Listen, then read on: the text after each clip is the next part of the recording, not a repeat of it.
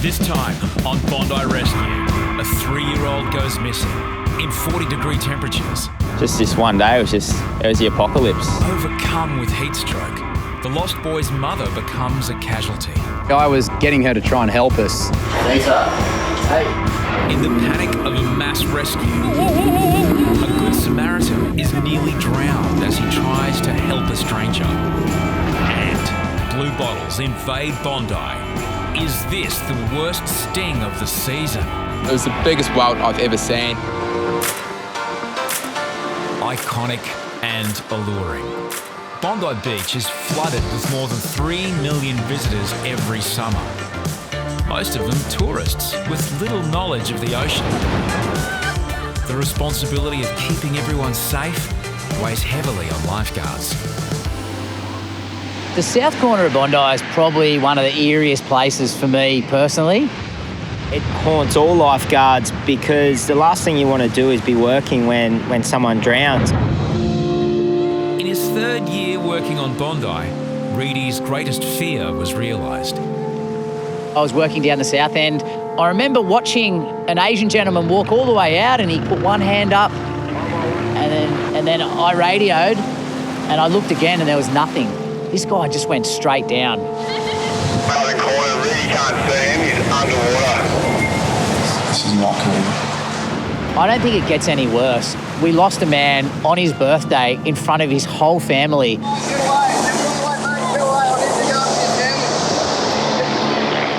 The man was outside of the flags in the south corner when Reidy saw him disappear. 14, 15, 16, 17, 18, 19, 20. Just to see someone drown like that in such really not bad conditions, it's scary. It just goes to think how easily it can happen. Over a decade later, and Reidy remains haunted by Bondi's south corner. I always take that place seriously with every rescue that I do. There's a good one. I think Asians out the back of South Bondi. Just gone off the back of the bank. I just saw him out the back in the groove. Yeah, go, Reidy, go.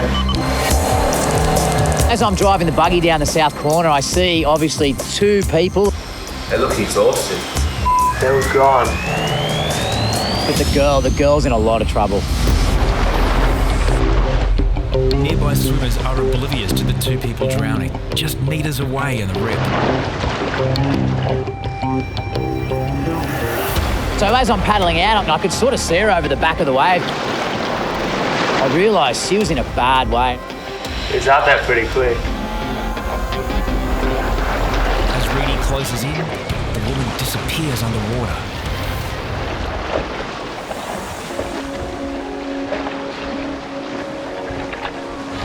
What are you doing down here?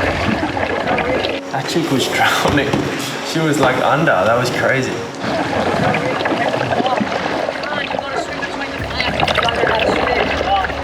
Sometimes they don't get the chance to say I'm sorry. Sometimes it's fatal. I only just saw you, just.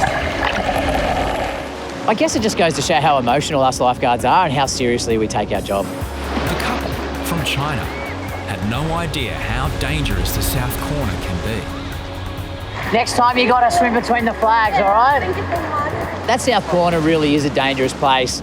I lost someone down there 10 years ago, but I feel like I took a lot out of it and I grew as a lifeguard, and I hope that it's made me a better lifeguard for the future.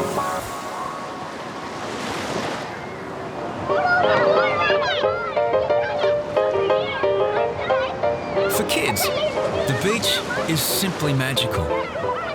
But Bondi is one of the most crowded beaches in the world, and in just the blink of an eye, children can disappear out of sight.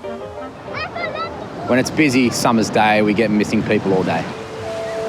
Lifeguards deal with hundreds of lost kids every summer, and in turn, hundreds of distraught parents.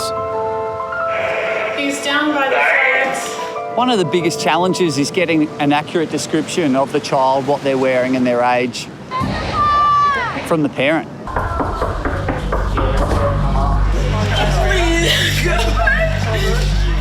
Mother of 2, Amita, has been searching for her 3-year-old son since he ran off more than 30 minutes ago. You're my son, where's my son? walked out of the bathroom. The temperature is over 40 degrees, and Amita has been carrying her 5-year-old son as she searched the beach. The mother was quite seriously stressed on a really stinking hot Sunday. She looked like she had a heat stroke. Manny, please. You need to stop crying so you can communicate with yourselves. Managing the parents can be really challenging. We need them to help us and assist us in finding the child. What's he wearing? What t-shirt? He's wearing like a white handy singlet and a little shorts. What's his name? Manny. Maddie. Immediately I went off and started the search, and then Jules came in, she checked the girls' toilets, we looped around the pavilion. It's the end of the day, and light is fading. Boys are going out on the beach. Little Manny's 3 years old. You know, I was worried for the little man. Alright, I've covered through the pavilion. Just looping along the beach now. The search reaches the 40-minute mark, and there is no sign of the young boy. I've lost one of my children at Clow Valley Beach one day, and it's something that I'll never forget for as long as I live. You literally feel like you're going to be sick. It's going to be all right, but you need to be okay yourself, okay? As light fades, the shutters come down. Lifeguards call police. Any luck, Central? No, not yet. Chapo needs Amita's assistance, but she's suffering from heat stroke. I was trying to get her moving, getting her coherent, getting her to try and help us. You okay? Oh, I hadn't dealt with a situation like this before. Anita. Hey. We're just going to sit down the first aid bed. Anita. Hey. Hey. Tough love is sometimes a good thing. We need you to stay awake and alert, okay? So all of a sudden, you know, the woman looks like she's unconscious. Anita. Hello. It's suddenly gone from bad to worse. It's after pack-up time for lifeguards. As the sun goes down, there's no sign of 3-year-old Manny. The search had gone on for quite a while. The worry's really starting to set in with me. The mother couldn't help us, so the 5-year-old brother was the key witness. Lifeguards are looking for a small boy in a white singlet. The big brother kept the family together, that Arvo. Anita, listen, you need to help us now. Are you awake? Is that Manny? Nah. As the search intensifies, police arrive.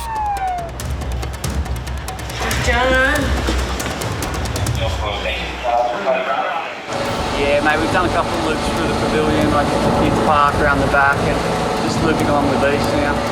Were you at the beach with anyone else? Just myself and him? Yeah. It's been 45 minutes since the 3-year-old went missing. Then, Deano spots a small boy in the shallows.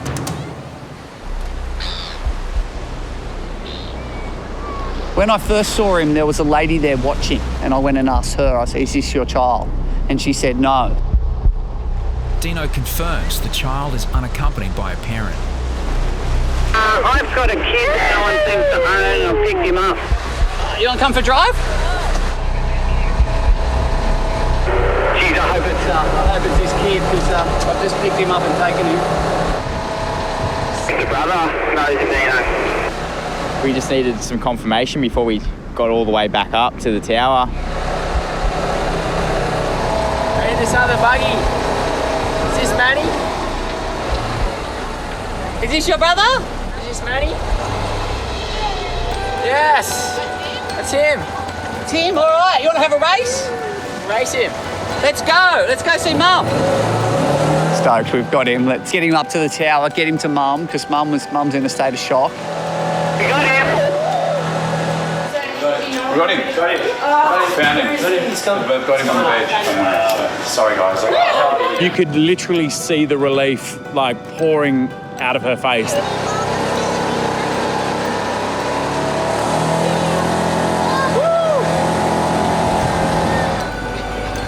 A father of 2 himself, Deano shares the relief. Yeah, as a parent, it's really nice to see a family reunited.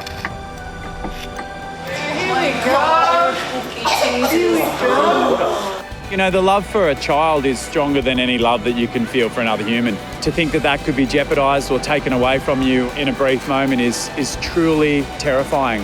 Where did you go? Mommy.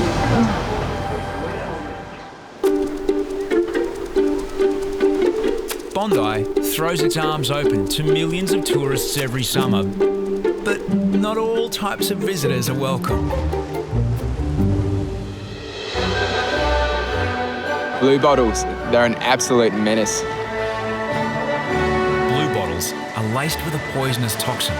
Getting stung can be extremely painful. When blue bottles splash in, it's like little aliens just invading to wreak pain on everyone on the beach. Just this one day, it was the apocalypse. The world was caving in, the blue bottles were overtaking. Got stung by a jelly?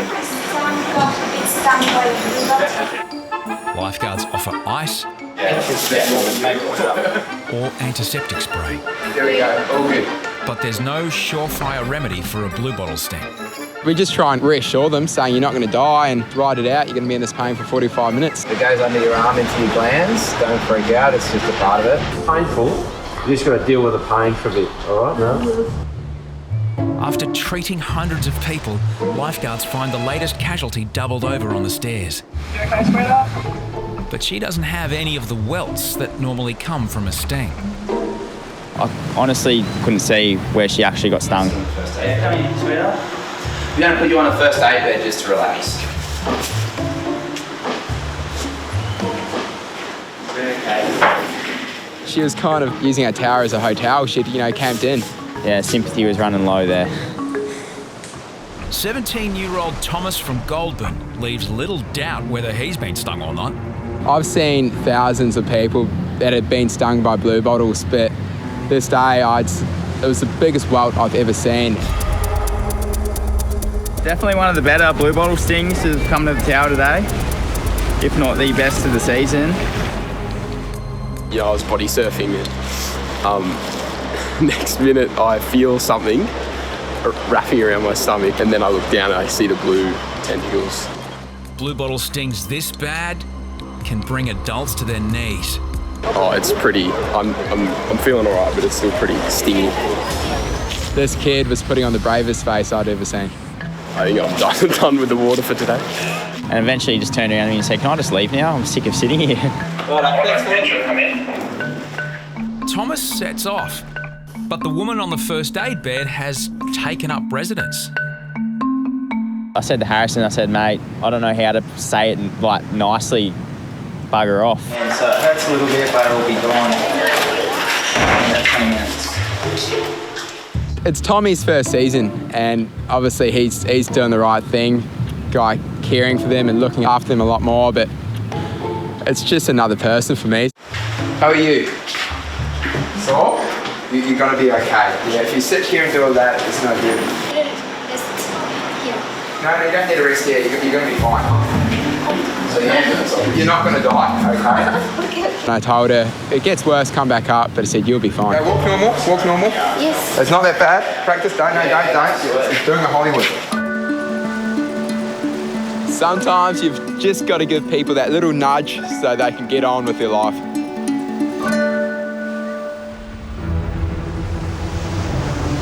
It should be a relaxing swim, but suddenly you're stuck in a rip. You lose energy and start to panic. Faced with drowning, people become desperate. Sometimes, as they fight for air, they'll push each other underwater.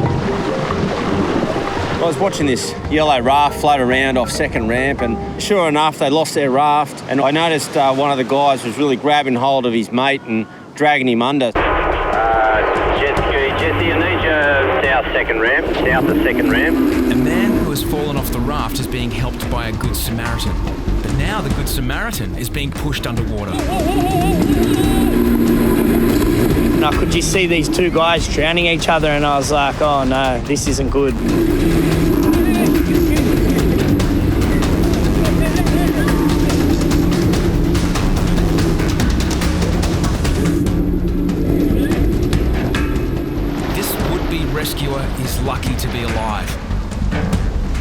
4 more swimmers are spotted in trouble.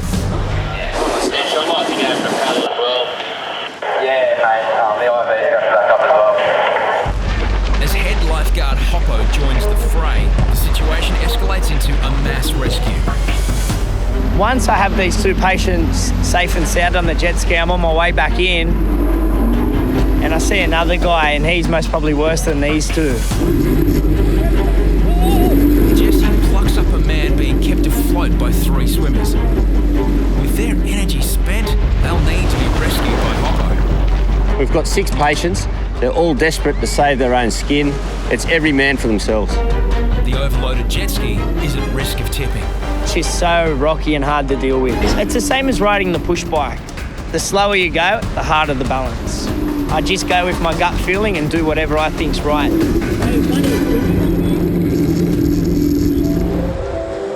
It's impossible for Hoppo to paddle with 3 people, so he reads the movement of the current. I couldn't bring all 3 in at one go, so we all just hung onto the board. The rip was pulling me across onto the sandbank where we'd eventually be able to stand up. Hoppo directs the people away from the rip.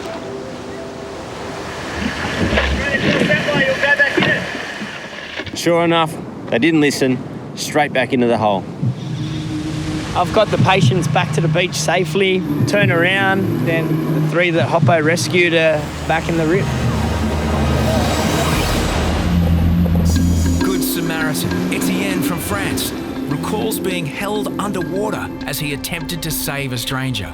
When I tried to come back, I saw someone in the same situation just trying to say, help me, trying to get out of the water. So I gave him my arm, and we were both like this, so we were like trying to go out of the water. I was trying to go out. I saw my life in my eyes.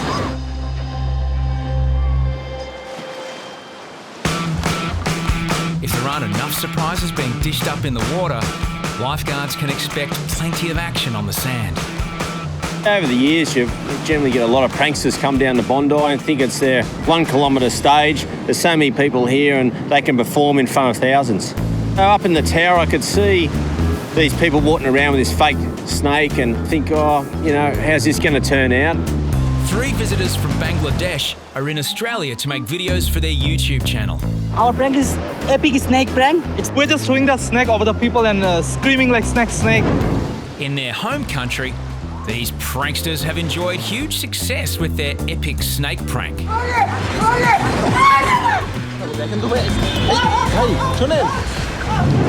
But how will this classic stitch-up go down at Bondi?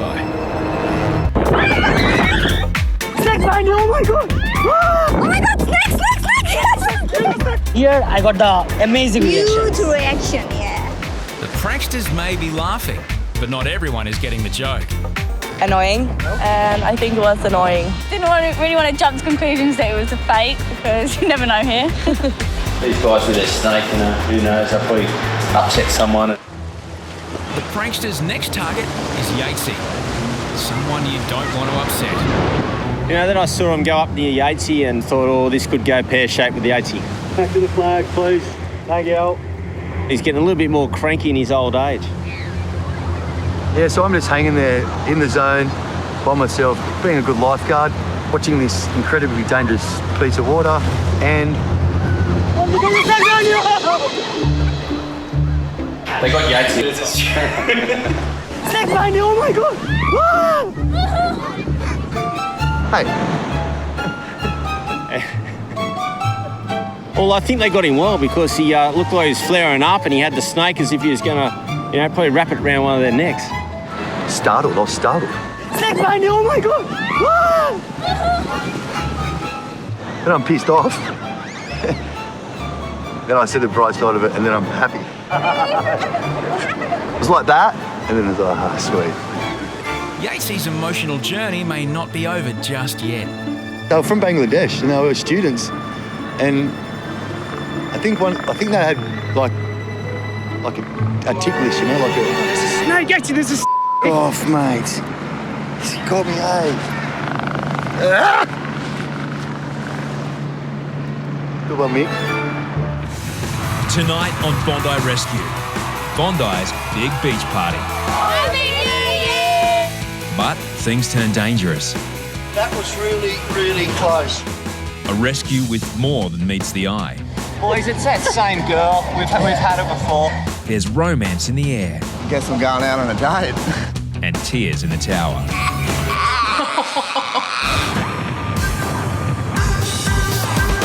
New Year's Eve. As Sydney Harbour erupts, Bondi kicks into party mode. Happy New Year! There's a party on every corner, but the biggest of all is on the beachfront. Snoop Dogg rocks in the new year with 15,000 fans, with inevitable casualties.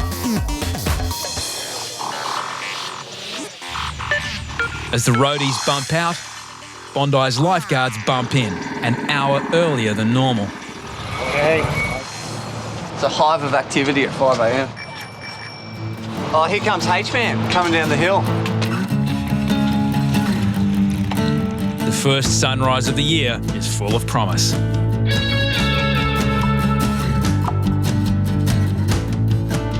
Yes, Sunday the 1st of January 2012, you little beauty. All right, we'll chuck some flags up, Right. Deano leads the first patrol on the beach.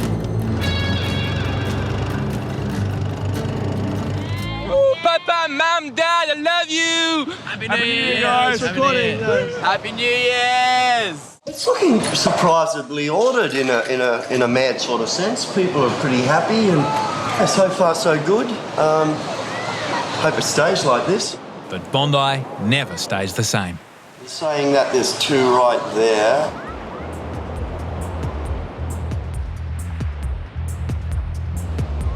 With Deano's team monitoring intoxicated swimmers at North Bondi, the south end is unpatrolled.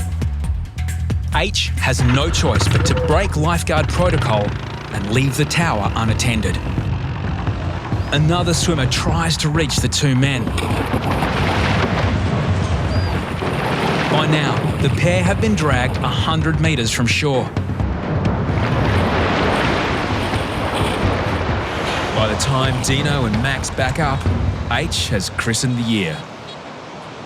Our oldest lifeguard of the service knocks off the first double rescue and first rescue of 2012. He's pretty good, old H-Man, 62 and going strong. Now for the first lecture of 2012. What are you doing? Oh, it's very dangerous, guys. Come on. Yeah. Okay? Have you been out all night? You shouldn't be in the water. You could get really hurt. Yeah. Don't be sorry to me. Like, it's really serious, huh? Be careful, hey? That was really, really close. That second guy would have drowned. I'd reached him like this, he was like this. Oh, I'm stoked, mate. That would have been 2 deaths. If that had been half an hour before we got here, gone. That's not an exaggeration.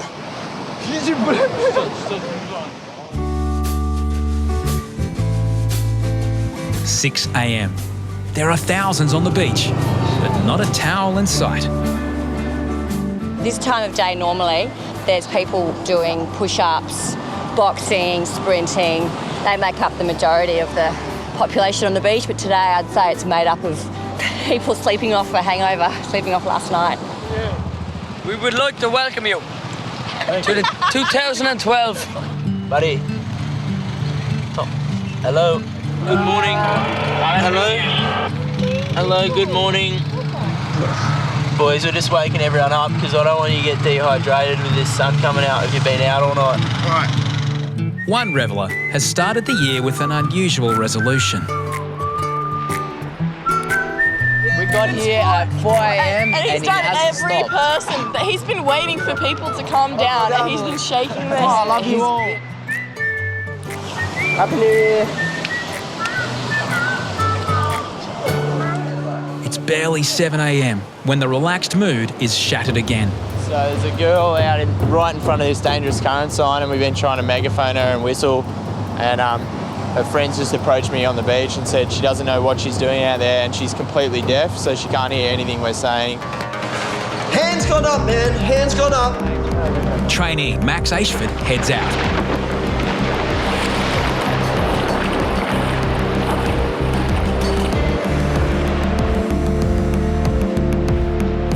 That's a long paddle for Max. He's gone at least 200 metres. The girl may have taken in water.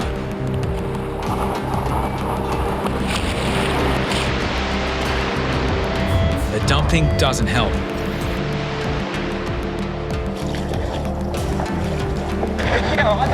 I don't think so. I don't know. Yeah, Reidy, if you can, get on up here, mate. Just get the defib just in case. The rescue victim is worse than anticipated. Then, Deano recognises the patient. Boys, it's that same girl. We've had her before. Calm down, boss. We've rescued this girl 3 times in the last 2 weeks. She's a public nuisance now. It's getting out of control. Lifeguards believe she intentionally put herself in harm's way. People should realise it's not a game. That could really have compromised us if we had a resus going on and we have to deal with someone like that. Is she your friend? Hey? Is she your friend? Yes. And you let her in the water? No. No. This was much more than a harmless prank, and something 19-year-old trainee Max Ashford has never dealt with. Yeah, well, in the end, it does make you pretty angry because taking the time out of our day to rescue her, who's putting it on, is taking us away from the rest of the people who could really seriously be drowning. An ambulance is on its way, but H also calls police. She will be in the lifeguard tower. Meanwhile, it's a United Nations of backpackers on Bondi. Cheers. Happy New Year, innit?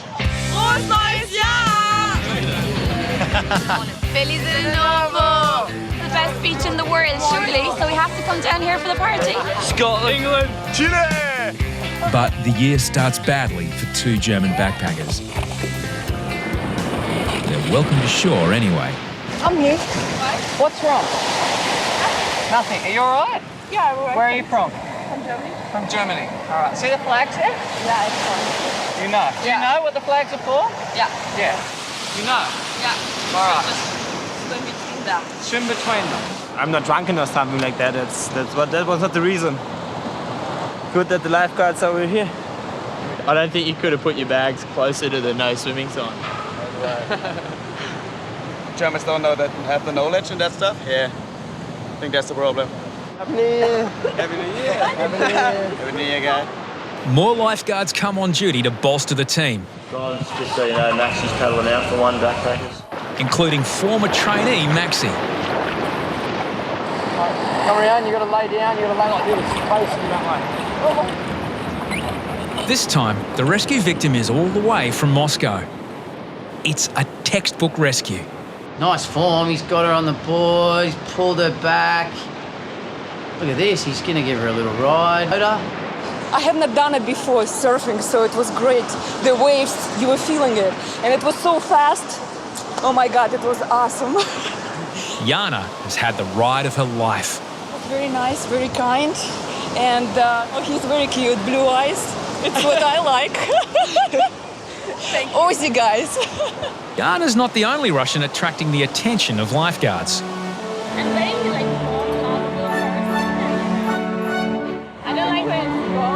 I guess it's one of the perks of the job. I just met this beautifully stunning girl from Moscow, and guess I'm going out on a date. No, but the beauty of it is, I know and I accept how that I am quite ugly, a bit rough around the edges, but it just proves that it's not all about looks. It's all about what's in here, you know. The new year has started well for some. For others, it's yet to arrive. Hey, mate. Hey, you alright? You alright?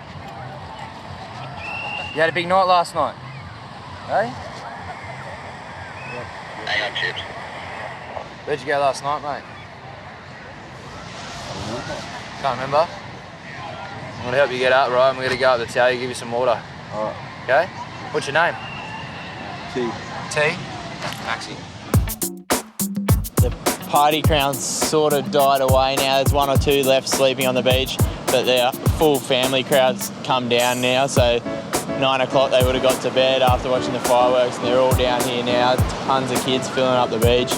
The beach is just going to be packed, I think, by about lunchtime. It's really starting to fill up. We're going to have a busy afternoon. January the 1st, 2012, it's busy. This is the busiest I've seen it probably for a couple of years. But the age-old lessons of surf safety need to be taught all over again. Please don't swim in front of the yellow non-swimming sign. Please come back in, go swim in between the flags. Lifeguards need to herd swimmers into the flags before the tide turns and the rips become deadly. Back at the tower, the girl who put herself in harm's way doesn't require medical attention. She's attracted police attention instead. You understand you place other people's lives at risk? Yeah, I know. Okay. Anybody in their right mind would not have gone swimming there. What a world we live in. Not necessarily the lifeguards, because they know what they're doing, but if they're focused on you who didn't need to be being rescued, someone does need to be rescued and they don't see them because they're pulling you out of the surf who knew better. People are just not recognising each other, and it's just a terrible situation. Yeah, they're taking her away. She remarkably made a recovery when the police arrived. They actually took her away, so yeah, it was a good end to that little incident. No one treats a hangover better than Dr. Pacific. Thousands arrive for a consultation. The beach is packed, so there's just not enough room for everyone to swim. Low tide is just an hour away. Lifeguards brace for the lethal combination of big crowds and strong rips. Attention everyone in the water. Guys, we need your full attention. Again, this is going to get really dangerous down here, and we're just about to ban all swimming down here. But there's another drama unfolding in the tower. Bondi's first stubbed toe of the year. 2-year-old Lenny fell off his scooter. He never cries.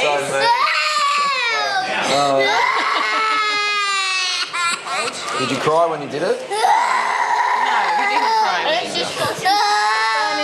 This one, Band-Aids. Ready? You know what's going to make it better, Lenny? We're going to have pizza and ice cream. Oh, it's all better. Thank you so much. That's all right, don't Lenny, worry. give him a high five. Come on, mate. High five? Good boy. Fell over on his scooter. All the kids fall over on their scooter down here. He's 5. Also doing fine are Matt D and Russian tourist Dasha. That's a jump. That's right. It's only been life. You're going to live here forever? Yeah, I guess. Why not, huh? Yeah, just come here and I'm gonna leave. You never leave. As low tide hits, thousands are rounded up into the flags. There are flags 200 metres up the beach. Please, swim here. But keeping them there proves impossible. Then Troy has a eureka moment. I reckon we could maybe get a third set of flags up just in front of the tower. Because there's so many people down here today, we can't really have them all just bunched up in the 2 sets down north. They're too small. So making a third set would make it a lot easier for us. Gonz is called the third set of flags, H-Man. Upstairs for thinking, downstairs for dancing, and Gonzo does it both so well. This will give us a third swimming area in the middle of the beach, getting more access to a set of flags. Now the challenge is to move wayward swimmers back into the safety zone. Get out of the water. It's a really dangerous area. Just get straight out of the water. You want to have a swim, the red and yellow flag. You come straight back to shore. It's the same as always. You tell them, 100 times to move, but they just don't move. But, I just told them to swim in. Swimmers who refuse to listen pay the price.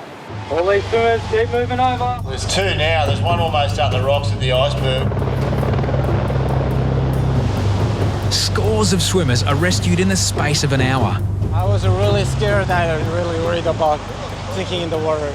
There's still so many people. It's 7 o'clock. We've got 3 sets of flags, and either side of 3 sets of flags, there's rips. Approaching 7 p.m, it's pack-up time. But the New Year's crowd have different ideas.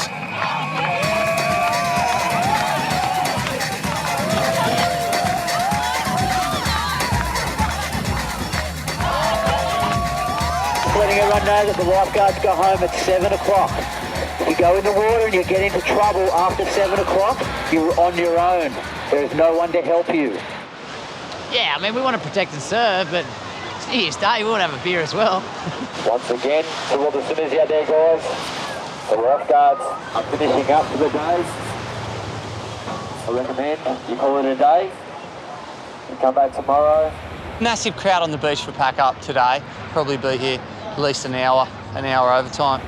Deano's been on duty for 12 hours and still conducting rescues. If lifeguards leave now, lives will almost certainly be lost. It's frustrating because, we were meant to go home an hour ago. Told them already. If you don't tell people twice. Oh, your boys are starting to get a little bit frustrated, it's a long day and people just aren't listening to it. You're rescuing the same people in the same spots. It's like they just don't listen. It's just frustrating, they just... You're doing it for them and they don't even really respect it or... Boys, let's just go. Let's not watch them anymore. Yeah. But we'll be here till 9 o'clock if we keep watching. The beach is now officially closed. There have been scores of warnings, yet people still swim in rips. After a 15-hour day, the lifeguards finally call it quits. Now it's time for them to enjoy a beer. My day's been massive. We've had rescues all day and probably one of the biggest crowds I've seen for many years. So, I thought after that, Reidy and I'd come and have a beer. But old habits die hard. Hoppo and Reidy are back on the job. A couple struggle 100 metres out. Hoppo and Reidy paddle out in near darkness. Reidy picks off one swimmer. Hoppo rescues two more. The couple had been given numerous warnings by lifeguards earlier that afternoon. Like the sand just went down. We just kept going like... We can't even have a flight here. We were like, we're gonna be the stubborn people that's gonna die, and we almost did. That was scary. Listen to the lifeguards. Listen to the lifeguards. Yeah, seriously, listen to the lifeguards. I looked down and I saw 4 people just going. It's probably lucky that Reidy and I said we'll go and have a beer, because if we weren't having a beer, we went home, there'd be no one there for them. They would have drowned for sure. Hoppo and Reidy finally go home. But at 9:30 p.m, a call from police. Lifeguards are back on duty. Had the biggest day ever, and I just got home and had some dinner, and I got a call. There's a chopper down here searching for a missing person. A drunken swimmer's gone in, and he's never come out. They both went in. Yeah. Both went in and one come out. Been on the drink all day, and all from last night and all day. Come down for a swim, and never come out of the water.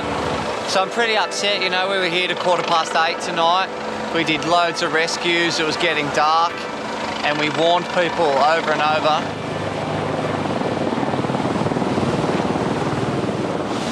Oh yeah, affirmative, thank you. Yeah, thanks for your assistance. They've had a look at the shore. They've also had a look at the cliff face. Yeah. They've not been able to see anything. Postponing. Let's go. At 10 p.m, the search is postponed. I guess we'll sort of take us as it goes in the morning. If he's still missing, then it's more of a body recovery, which will be not nice at all. It's an absolute tragedy if something has occurred here, but weighing up all the options, they told me he was a good swimmer. Yeah, sure, he'd had a gut full of piss, but I reckon he's somewhere else. It's a horrible way to start the year.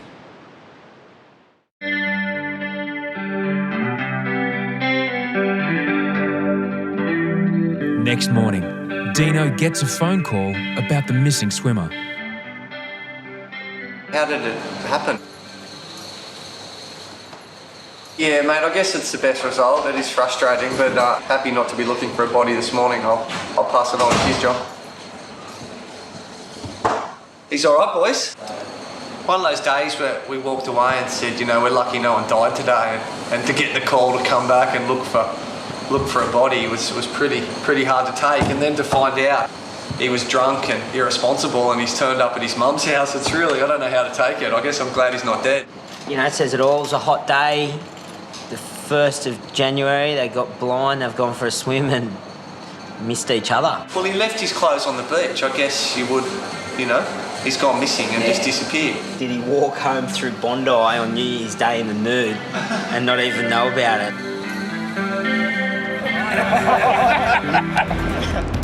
We have a surfer missing and he's been out of sight now for 5 minutes. It'll be good watching him come in. Could be on for a wave on the head here.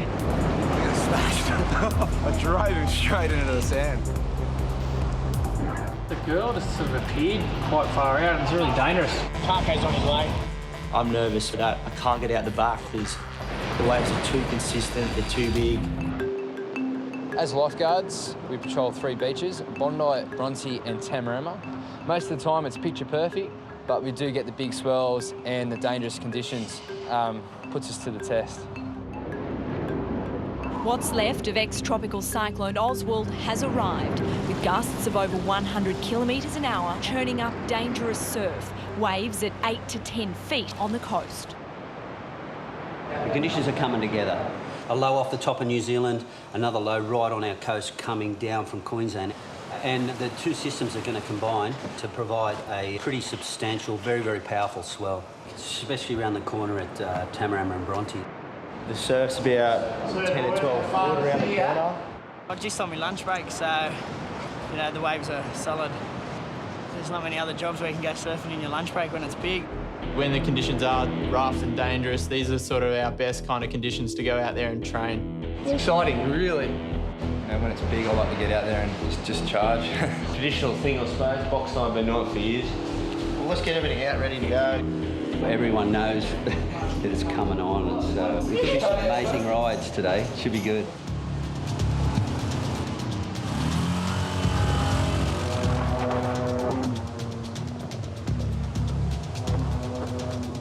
I'm sucking the towel with Terry and Bacon, and I'd wish to go out there.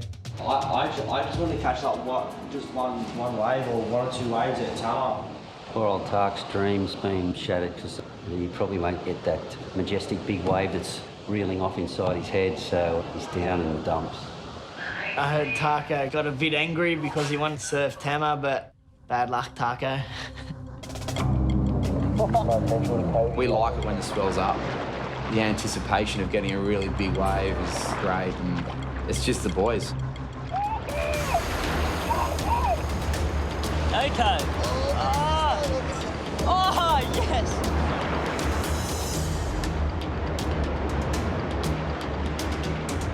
Surfing's my main thing. I love it to death.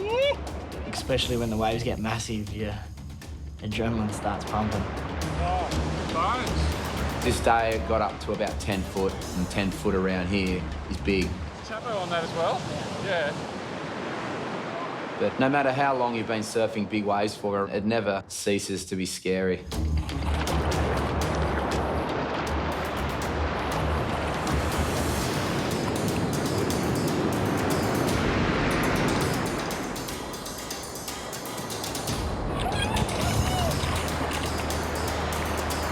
There's some big ones out there, though, on the point. Bit bigger than you think. Maxi got the best one, though, the wave of the day. You can go out there on your lunch break at like 2, 3. There's not enough time. Mate, you can take half an hour just to get away with it. Mate, you know what the sad thing is? Sometimes you've got a job and you have to... It's your responsibility now, your job. It's a pecking order, buddy. You're at the very bottom. So you can see that the black clouds out to the south there, and that's that low moving offshore, and that rain will get pushed back onto the coastline. The swell's going to really jump, so guys are going to get caught out, I think, especially around the corner at Tamarama and Bronte. The danger factor quadruples around there. Tamarama would have to be up there for one of the most dangerous beaches in Australia. Jesse, with his surfing background, and Bisho with his swimming background, 2 superb guys to have at Tamarama today. Anyone that knows anything about surfing in Australia has heard of Jesse. He's one of Australia's premier big wave riders.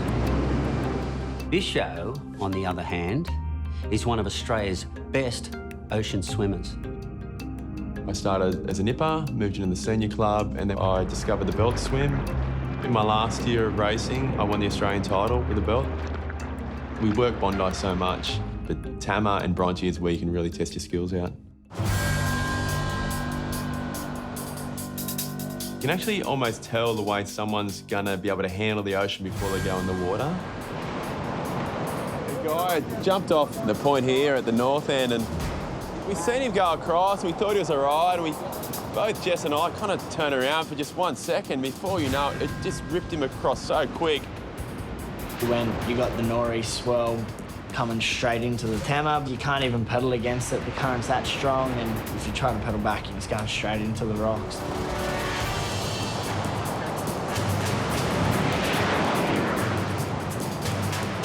So then it's just game on, and we just had to act straight away. I just ran, I grabbed the flippers in the tube, ran round. I said, Jess, radio jet ski, radio Bronte, get some backup round. It's always in the back of your mind, especially in that situation, that something could go wrong. There's a lot of rocks around, a lot of water moving. But that's what Jesse's there for. That's why he's radioing the jet ski. That's why the guys at Bronte are coming over, just to back up, to make sure that nothing goes wrong. As I was running up there, it was like the rain was hurting me. It was coming down that hard and I couldn't see. I was just squinting my eyes. In the moment I hit the water, I've just got my head down and just motoring out there. I had no visual whatsoever. When you lose sight of someone, it's not a good feeling, and I tend to always think of the worst. 95% of people wouldn't have even been able to do that swim, but you know, Bisho's a very, very good swimmer, and he was like a little motorboat. He was out there in 2 seconds. He came really close. He came really close to those rocks there. Through sheer luck, a wave must have lifted him up and put him on a ledge and pretty much taken him to safety. And then I looked at Jess, because Jess couldn't see in and around, and I gave him the thumbs up. He's all right, because there's no way Jess would have been able to see him.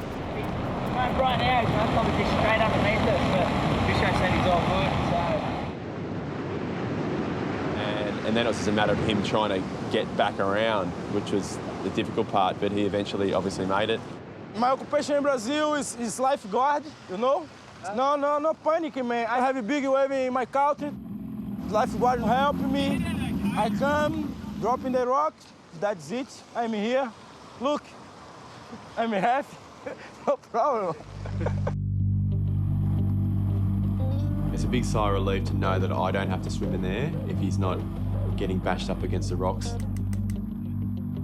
And that guy should have gone and bought himself a lottery ticket that day. He was very lucky to get up where he got up. I love you, Australia.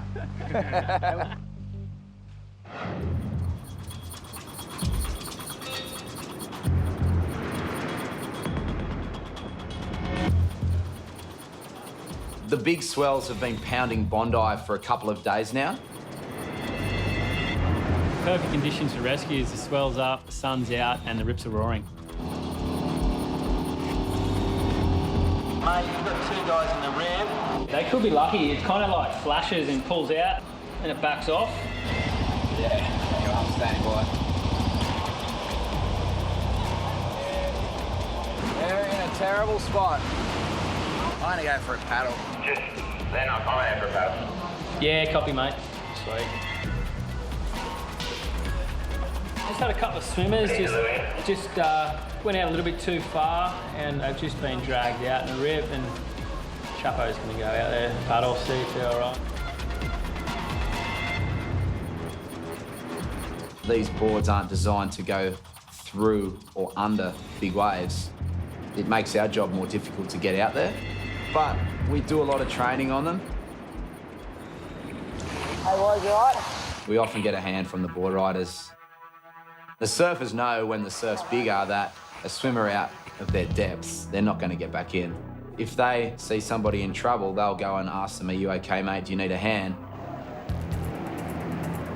Mate, there's a bit of a set approaching. We've got 2 guys in the rear. Chapo is got one on the board, and the other guy's just hanging onto a leg rope of a surfer. Just in case something else happens, and worst comes to worst, you can paddle back out. It'll be good watching them come in. Getting back in You have to be wary of sets coming and breaking on you. Missed that one. Because you've got somebody who is not a good swimmer, and the last thing you want to do is throw them over a big set head first into the sand. He could be on for a wave on the head here.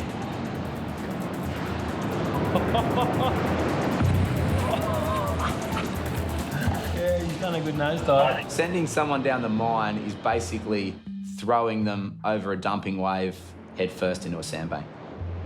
Yeah, it wasn't the textbook rescue. He had a bit of a nosedive, lost his patient, but good result in the end. He got them all back in. We got smashed. Good workout. I got nosedived down at the mine. And he's gone. He just wanted to get straight out of here. It wasn't my finest rescue, but, you know, it was a rescue nonetheless. You try to avoid those situations, but you can't always. You got to get them in. It's pretty funny, because you both slipped the board, slipped under you like a banana. I just felt myself plough him into the sand. He made it back. He made it back. I don't think he's going to thank you, though. Yeah, why didn't he thank you? Saved his life.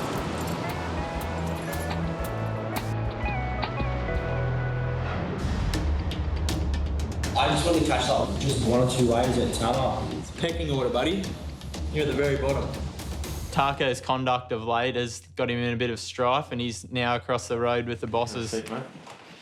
Taco as a trainee has been an interesting ride. His water skills are great, but outside of the water, he seems to struggle in other areas. Taco's come to work late a few times. I was about 30 seconds, 1 minute late, and these guys are just hammering me. Taco kind of just like sitting in the tower, waiting for his lunch break to go surfing. Taco just nosedived and nearly killed someone. But he is known to eat 8 sandwiches at once, and then he's too full to go out and work. Yeah, Taco, I think if you're on your radio, sit on the radio. It was on the roof. The radio was on the roof. From what I can see, you're going really good at the things that you enjoy doing, but there's a few areas I think you be a little bit more proactive. As a team, we've all got to chip in and do the things that people don't like doing, like cleaning the change rooms and restocking the first aid cabinet. And, you know, you'll get extra points if you put your hand up and ask to do them instead of being told to do them. You got to realise the onus is on you to prove to us that you're good enough to do the job, so... Taco, now's your time to step it up, mate. It's a big learning curve, and I'm just doing my best to make sure I can come off good and pass my traineeship. Sweet. Now, over the next couple of months, you'd like to see some sort of improvement and see his attitude change towards the job and really get into it and show that he really wants to be here and to be amongst the team.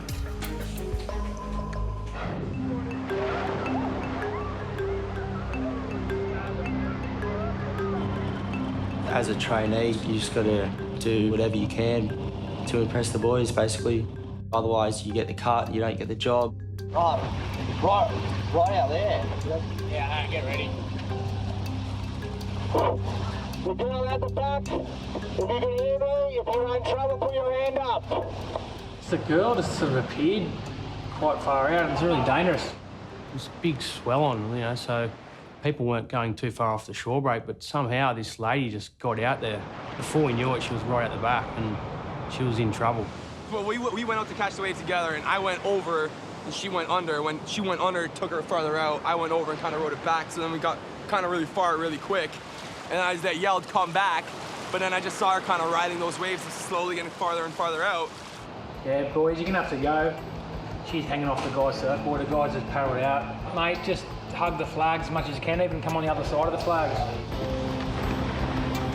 Hey, those guys out the back, if you can hear us, there is a lifeguard on the way. Just sit tight. It was a big day at Bondi. We had 6 to 8 foot surf coming in, and doing a rescue in that bigger surf's hard because there's just no break in the waves. You just got to keep punching over, and then hopefully get a break to get out there. It's not easy.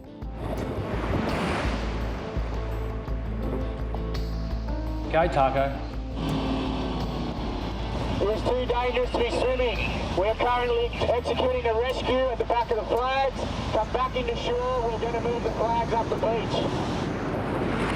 But I'm nervous that I can't get out the back because the waves are too consistent, they're too big, and no matter how hard I try, I'm not going to be able to get her. She's too far out and the rescue boards just simply can't get out there. I had to go a few waves first and I just thought, oh, please get me out the back. And so basically I'm paddling, I get a good break in the waves, I get a good lull, and I just pinned it out the back and I made it. Sakura is from California and she's in Australia on holidays. We were getting drifted down south and that was way too big down there to bring her in, so I started paddling up north a bit where there was less rips and stuff, and then there was a break in the sets and I started paddling to the impact zone. I look back and there's sets coming, just like, oh my gosh, just please do not screw this up. I just want to basically impress Hoppo and all my other team leaders. Comes a set, look at this fish. And I just don't want to nosedive or lose her on the board. So he does.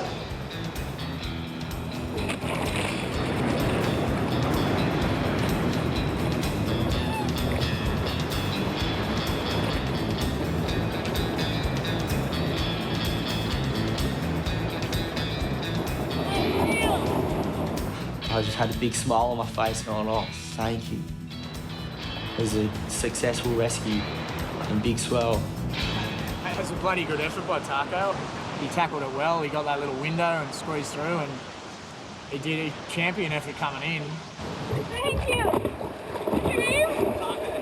Look at Taco, he's got the biggest smile on his face. Good old school board rescue. A lot of guys would have raced down for the ski in the water, you reckon? Good, I love it. Well, that was the most awesome way to ever get rescued, I have to say. He's had his grumpy little head on all day because he didn't get to go surfing, but he's done rescue of the day, probably maybe one of the rescues of the year so far, I don't know. I don't think any of the boys could have done better than that. Proud. Oh, I realized pretty immediately that I was stuck in the riptide.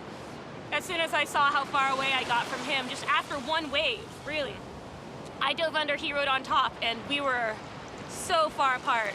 I was happy you're alive. So guys, what oh my god. Aww. Yeah, Todd. Yes. Good rescue, mate. That was a good one. Oh, mate, I thought I was going to get smashed on that set.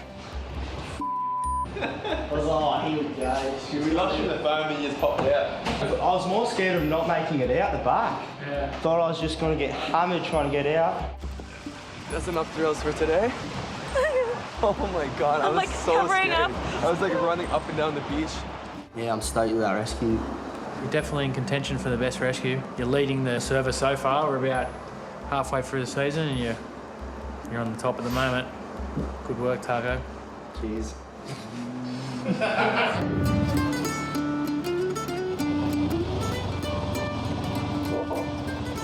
need these swimmers to return to shore. And bodyboarders without flippers, please remove yourselves from the water.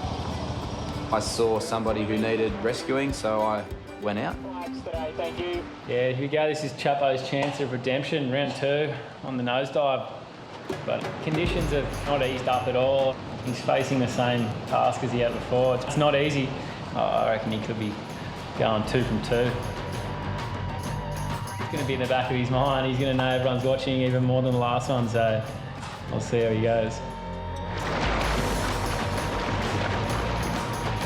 Yeah, we got Chips out the back here, trying to redeem his earlier nosedive, and he's in an even more tricky spot now, but we'll have to wait and see. It should be interesting. The ride back was a lot more cautious, so I just kind of kept asking surfers whether there were any sets coming, and I just calmly paddled him in through the break. Half a foot wave. Sweet. He's managed to get inside the break and made it. I think he was pretty chuffed with himself when he got back to shore because he knew the banter would stop for a while, so you're only as good as your last rescue. There was pressure on that one. They would have been bagging me on the shore for sure. He's going to do it again. Got tugged out. You know, it was going to be a struggle for a swim back in, so I'm glad they came and helped me. I think he should go again just to make sure. He's only 50-50 now. He needs to get his odds up. I've got rashes, mate. You're in next. We've had a big 3 days. We've definitely all done our jobs really well. When you perform a rescue of someone who's in real trouble, in really decent waves that are serious, that's when you can turn around and say, well, you actually saved their lives. Coming up on Bondi Rescue, 50 degrees inside and no way out. There's a child locked in the car. This could go pear-shaped pretty quickly. A good Samaritan goes to a mother and daughter, even though he can barely swim himself. He saved those girls' lives. Is that your bag? Caught red-handed. He's out of here, mate. One of the lifeguards is chasing him now. If we could get someone out. And what has Harrison spotted in the water? Sunshine ushers in a new morning at Bondi. For many swimmers, a dip at Bondi is a daily ritual. For others, it's their first time at Australia's most famous beach.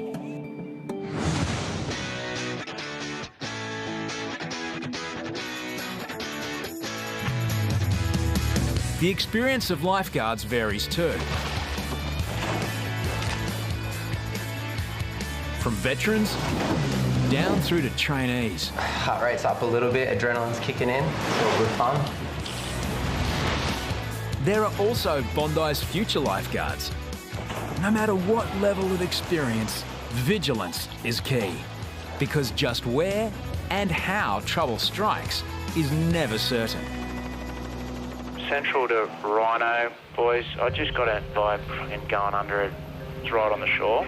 He's 3 metres from the shore and he's completely drowning. Barely a few steps from shore, a tourist is being swept out to sea. Fully going under again. There's a kid in a fluoro weddy holding him up. Mid-rescue, the young surfer suddenly abandons the man and heads back to shore. That's off its head. Go, go, go, go, go. Yeah.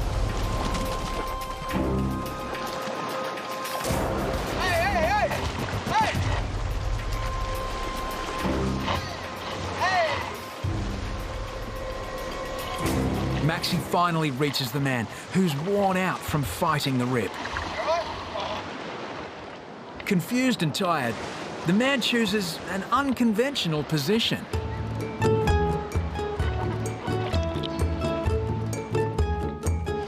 know, just wanting to have a bit of a relaxing ride in. You know, looking up at the stars. Oh, he's faced him. Have a look at this. This is epic. A very unconventional rescue. Very original. All time. It's okay? Okay, thank you. The question remains, what caused the young surfer to try and rescue the man, then suddenly abandon him? Our surfer was trying to help him. He got stung pretty bad by a blue bottle, so he ditched him. We were watching, and the kid did a good job. Good. You good? You hurt? No. Yeah, I'm fine. Today was this young surfer's first attempt at a rescue. Tell me what happened out there. Well, I was paddling out and I asked the guy if he's struggling, so I just gave him my board and then I was stung like 3 times. It's a good effort, mate. Future lifeguards right here, Yeah. Sunshine, warm water, carefree vibes. Everything is just perfect. Until you get back to your towel and find someone has stolen your belongings. Have we had a complaint from a guy that keeps checking people's bags and things? And we saw what he was doing, walking around bags, and then within another 20 seconds, he'd picked a bag up. Lifeguards can't jump to any conclusions, so Corey makes a polite approach. How are you, mate? All good? I just had someone just sort of complaining that you've been stalking people's bags. Yeah, I just got it. Is that your bag? Yeah. I just got it. I just want to make sure, just because someone brought it to our attention, that's all. I probably just walked to the beach and down there, that's it. So 2 towels. Mate's up there. Have you got ID in the bag? No, it's in the towel. Okay. You could just see like the way he was answering, and he was starting to get a little bit hesitant with his answers, and I just knew too well that He's just straight up lying. So where's your car keys? He's got it. He drove it. You said it was your car. You said We drove. You said it was your Commodore. He drove. We got a Commodore. Oh, you can come up and see the car. Yeah. Lifeguards have no special authority to arrest the man. Harries calls police. We've got a bag thief down here. He's been stealing a lot of bags. He's just been picking up everyone's stuff along the beach. I'll give you a mate. Hold this. It's just over there. The man drops the bag and says he will come back with his friend. Amateur detectives Corey and Jethro aren't falling for the trick. Are we letting him go? Because he's out of here, mate. We've ID'd him. One of the lifeguards is chasing him now up onto Campbell Parade. And then all of a sudden he just turned, and he started bolting. I was like, right. And he's turned on me like as if he was going to go, and I was like, mate, you can run as far as you want, as long as you want. I said, but I'll run you down, mate. I'll just keep running behind you. Sure enough, the thief, overweight and unfit, runs out of stamina. And he's like, you're harassing me. I was like, mate, I'm just walking with you. Local undercover police arrive on the scene. All good, mate. Thank you. Stop. Sit down. Let's have a seat. Just from the police, mate. Bondi Beach, okay? At this point in time, you're under arrest for stealing. Okay, understand that? Mate, that guy's face was priceless. He was just sat there and was like, oh, I'm done. To secure a conviction, police collect evidence. Sweet, good job. Thanks for that. Thanks for that. We'll let you know the result in a couple of weeks. Yeah, perfect. 1 hour later, a man approaches the tower, shirtless and unable to locate his belongings. Missing a bag. Came out of the surf and went to look for it and went missing. I found my thongs, so... His description matches the bag stolen an hour earlier. We won't let him get away. We had him down here, so... No. Whatever we can do to stop him. It's his buddy. Jake got all of his belongings back. The thief got a conviction and a fine. Not much happens on Bondi without lifeguards knowing about it. From the flags to the toddler pool, the entire beach is monitored by lifeguards in the tower. But while lifeguards focus on the surf and the sand, they also face emergencies off the beach as well. We got someone fairly panicked at the back of the lifeguard tower. They said there's a child locked in the car park. Pretty critical situation. This could go pear-shaped pretty quickly. A 2-year-old girl has been accidentally locked in a car by her grandmother. You really sympathise with her. She's probably brought her granddaughter down to the beach to have an ice cream or have a swim or something like that. And honest mistake, somehow she's locked the car door and then put the keys in and slammed it. So how long? 3 minutes. No, 5 minutes. About 15 minutes. How is she? Is she sweaty? Yeah. The outside temperature is creeping towards 30 degrees. Inside the car, it will be closer to 50 degrees. You hear stories of young children passing away from heat exhaustion or heat stroke and stuff like that. At these temperatures, a 2-year-old can die in less than 10 minutes.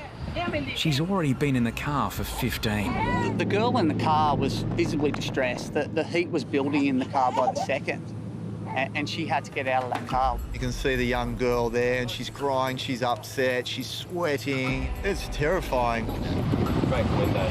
Break the window. Decision was made for us, really. We had to smash the window straight away.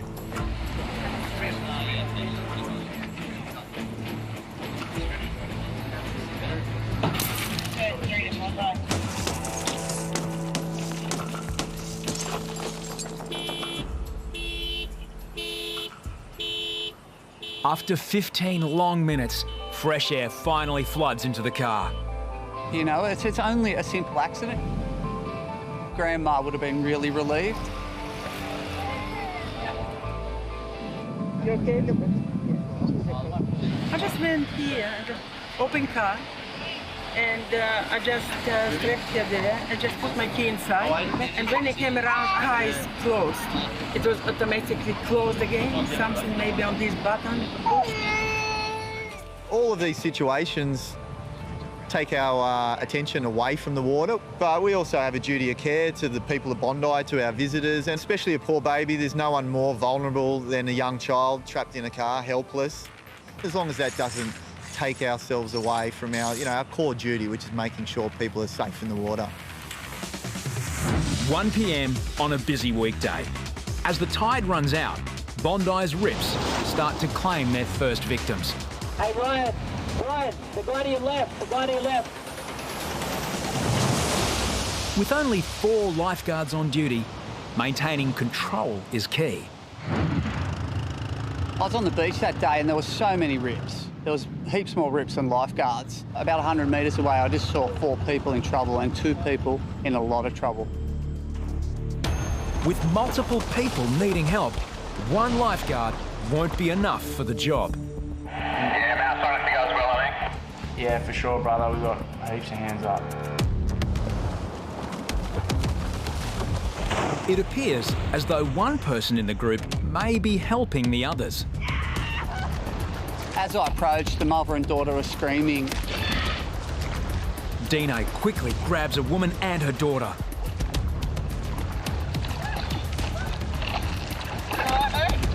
The man, not a strong swimmer himself, has quite possibly saved 2 lives. Kudos to him, thumbs up. He saved those girls' lives. Right, girls? We've got to be on the flags, girls. It's dangerous here. Corey gives him a lift back to shore. From what I can see, he did a good job, and, it's pretty cool that he wanted to go and help, you know what I mean?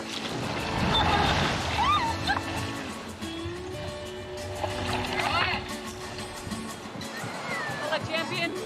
Good work before. Thanks, mate. You went out, saved some people, put yourself at risk, even got rescued yourself. Yeah, mate, yeah. Good work. You got to do it, mate. You got to do what you got to do. You got to do what you got to do. What's your name? My name is Kari. I couldn't argue with his line of thinking, He saw a damsel in distress and he just went to help her.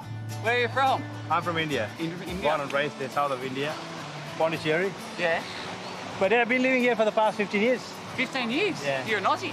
Oh, well, pretty much, aye. Yeah. You speak like an Aussie, huh? It's not just the lifeguards who are impressed. Kari's sons got to see their dad in action. I think he's a hero because he saved a mother and a daughter from the current that could have killed them. So I think he's a hero. Kari represents the good in people. And, yeah, he's a good bloke. Bondi in the afternoon. It's arguably the most beautiful time of day. It's certainly the busiest. The last hour of duty for lifeguards, 6 to 7 p.m, is infamously known as the witching hour. Just as things were settling down, it was home time and we were over it. We'd had enough, and Harrison was downstairs, and I don't know how, but he's just spotted these 2 people down south.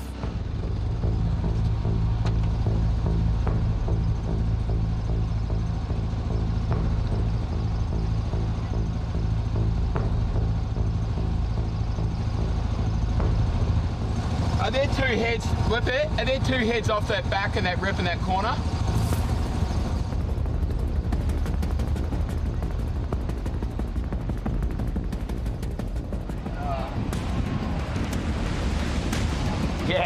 Yeah, you guys better go down. Yeah, I got it. You drive. I got it, you drive. The distance from the tower to the south corner is 500 metres. Yeah, Whippet to boys in the Rhino, you're going to just go. Definitely one, probably might as well both go. There's 3 of them out there. Yeah, copy, man. How's it going? The swimmers have drifted 200 metres offshore. Harrison and Ryan dig deep for the paddle. It was a really long paddle out, and I kept on looking up, and I felt like I wasn't even halfway yet. I had to put my head down, just keep paddling. You're flying down there, they're seeing all these different people drowning, and you've got to make a decision, who do I need to go to first, and it does get the heart rate up.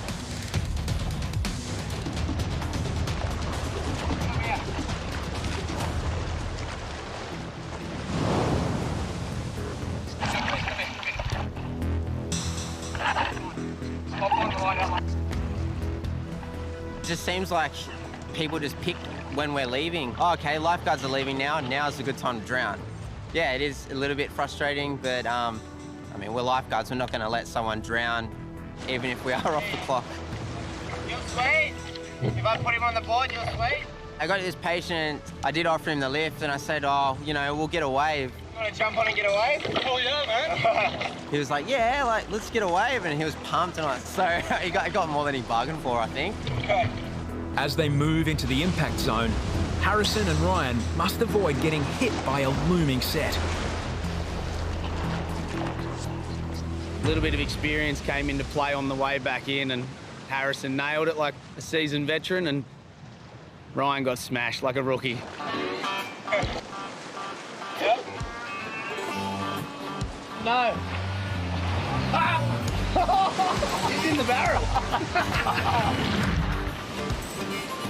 In front of all the guys, you want to impress them and all that, and definitely one of the things not to do is nose dive with a patient, that's for sure. It's all good. Just keep going that way, towards that way. With the only available buggy at South Bondi, Whippet spots more people in trouble at the middle of the beach.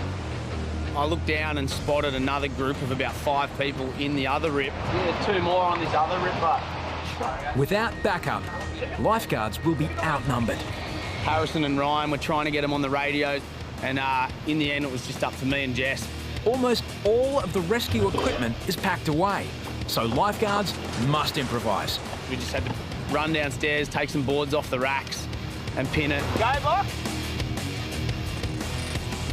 So I got back to shore. I heard radio chat going non-stop. Ryan, get on the back. And I just knew. I said, Ryan, just screamed, Ryan, get on the buggy. Let's just go. We've got to go backpackers.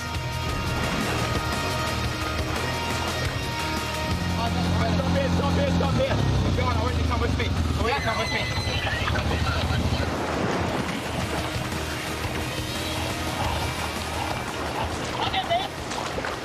All right.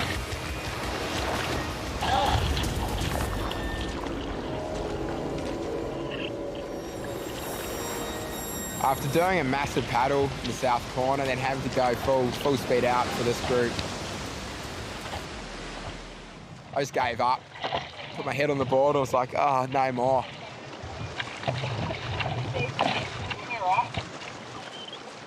Please, no more swimming. Come back tomorrow. This has just been one heck of a finish to an afternoon. We would have had guaranteed multiple deaths right now. If we'd gone like when we were supposed to have left, they were gone. So, yeah, I think the boys have really earned their keep today, and I think we're all pretty exhausted, so time for a nice cold beer in the shower, I guess. Yeah, I mean, I'm proud of the boys. They're back and forward, trying to pack all the gear up and in between doing rescues, so it's a part of the job, and it's something they've learned to do, and they do it very well. So just when we think we're all done and dusted, the boys have rescued 2, we've just rescued another 5. We're that close to a beer in the shower. Jesse's on again.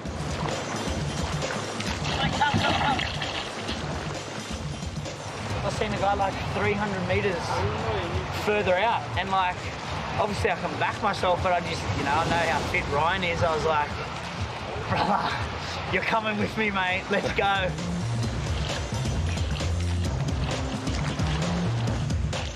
In the fading light, Jesse struggles for a visual. Well, yeah, both paddled out, and he was so far out, and actually, it was the same bloke I'd rescued about 15 minutes earlier that wanted to get a wave. The man got dumped by Ryan earlier. Now on board with Jesse, he gets a second chance at catching a wave at Bondi.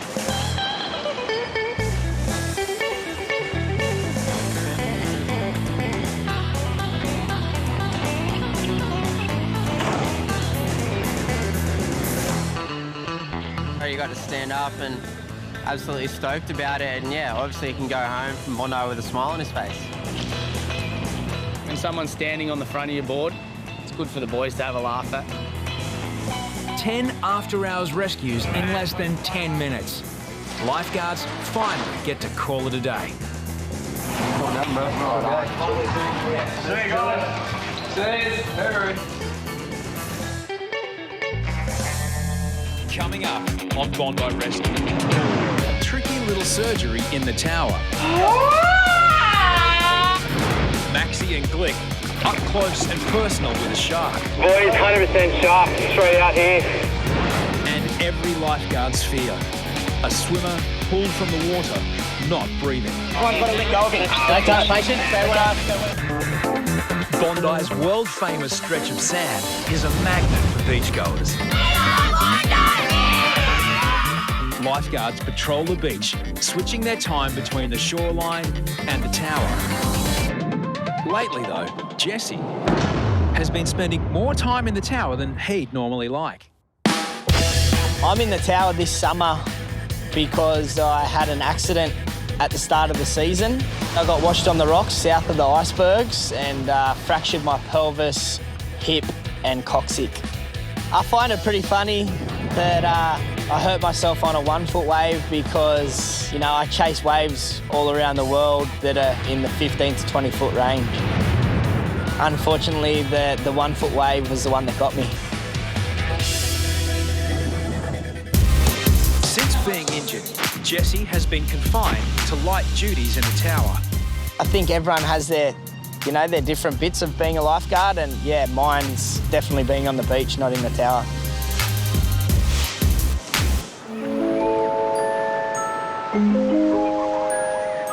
I've broken my thumb. I don't really want to touch it because I don't want to make it any worse.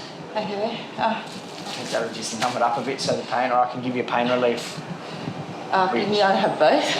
Martine, a Bondi local, was surfing when things went a little pear-shaped. She showed me her thumb and it was like, oh, it looked disgusting, and I was like, oh, I've never seen anything like that. Yeah, just wait for the paramedics to come, though, because if it is a dislocated one, they'll just put it straight back in for you, but... I reckon it's dislocation. Do you want to put it back in? We're not allowed to. Whippet calls for specialty assistance, an extended care paramedic. I just got a lady been surfing. She's looks like she's either dislocated or broken her thumb. Before the paramedic arrives, Martine attempts some surgery herself. Oh, don't do that. That was probably the worst thing you could have done. Don't do that. Just leave it like that there and just keep sucking on that whistle. The green whistle contains methoxyflurane, which relieves pain and can also deliver a feeling of euphoria. What's your thumb? What's your thumb? Hey, we're worried about your thumb. What are you doing? What's your thumb? She sat next to me and kind of put her leg up on my leg and made herself comfortable, which I didn't mind. Jesse, how do you know my name? You told me. No, I didn't. Everyone knows you. You told me. I didn't tell you my name. Yes, you told me. Yeah, the green whistle had a pretty funny effect on her. I went from about a 2 before she had the whistle to about a 10 by the end of it. I've got another child to pick up. The extended care paramedic arrives to relocate Martine's thumb. Sit down. Keep sucking on the whistle.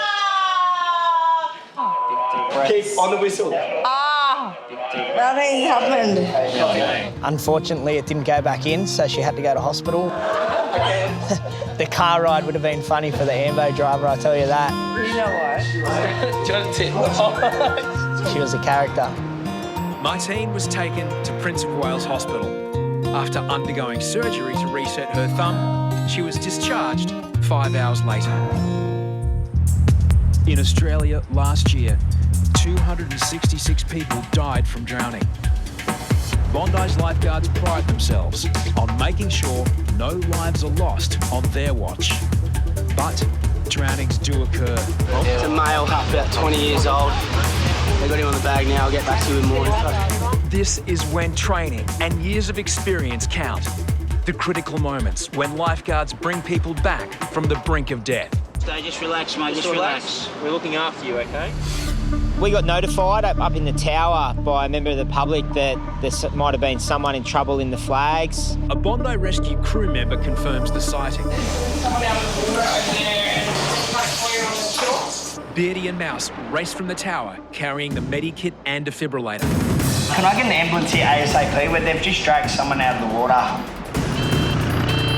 We need the ambulance, we need all the boys on scene to get this one because this is a drowning.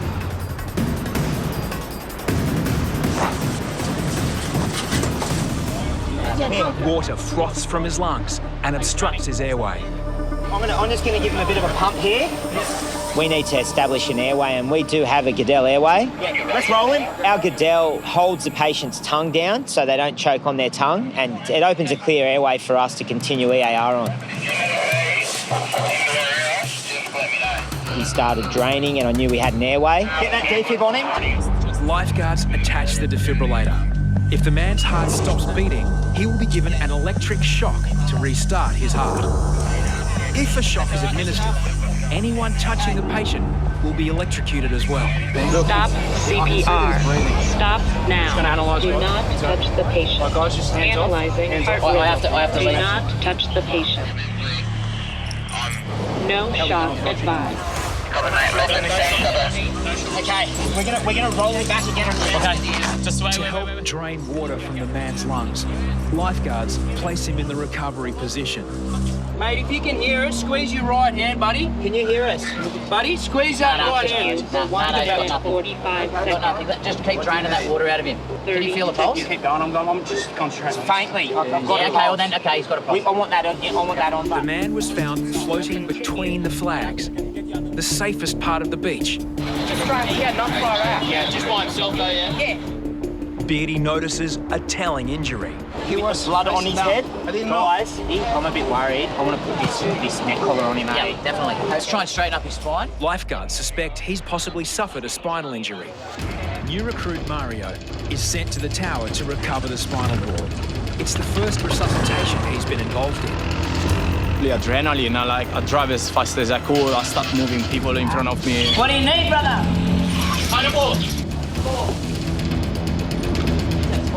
Yeah, possible. Does anyone over there know this gentleman? Analyzing. No shock advised. It is safe. Lifeguards must keep the man alive until paramedics take over. Bondi Central to the boys. I just run back to the Ambo. The Ambo is still at Ramwick.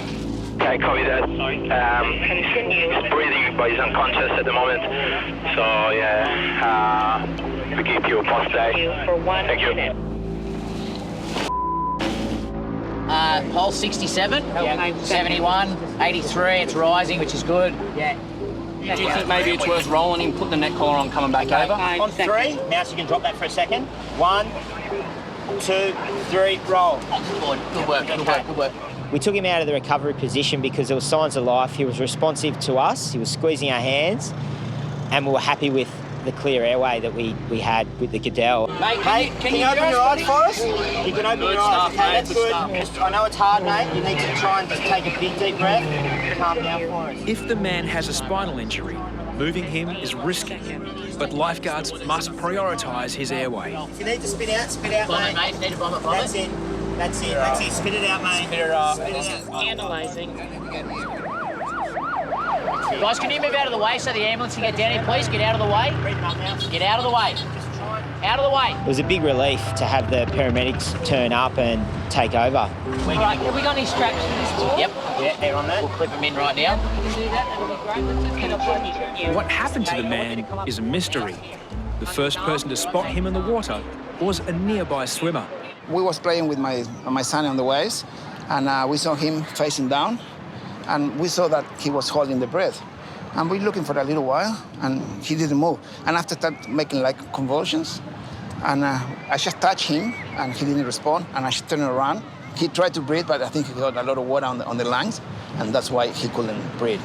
And after we put it on the side, he started breathing, but with difficulty. Okay, everybody on 3, 1, 2, 3, lift. Yep. So, mate, you've got to really try and keep your head straight. Well, heaps of things can cause him to be unconscious in the water. It could be a medical illness, it could have been ran into someone, knocked unconscious. He left the beach alert, conscious, probably with a bit of water in him, but I think that he was a very lucky man that situation went the way it did. From what we know, there was no friends or family around, so At the moment, he's just a mystery man. The fact that no one knows who he is, and up to this point we really don't know what happened, is it's a bit of a sad story. It just would be nice to, just work something out, because at the moment I feel a bit like lost with it all, Get him in the car. After extensive medical treatment, the man's condition stabilised. The mystery surrounding his identity is also solved, and James was reunited with concerned relatives and loved ones.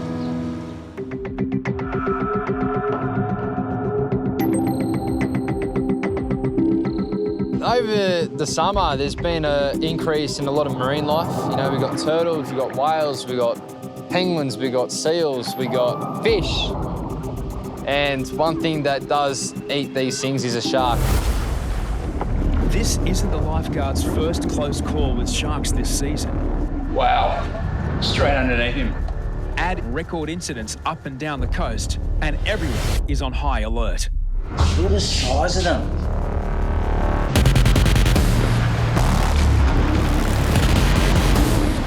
Maxi and trainee Anthony Glick are following a school of salmon 250 metres offshore.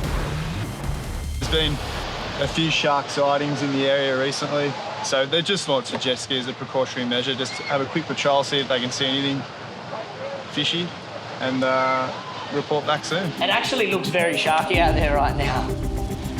Overcast day, murky water.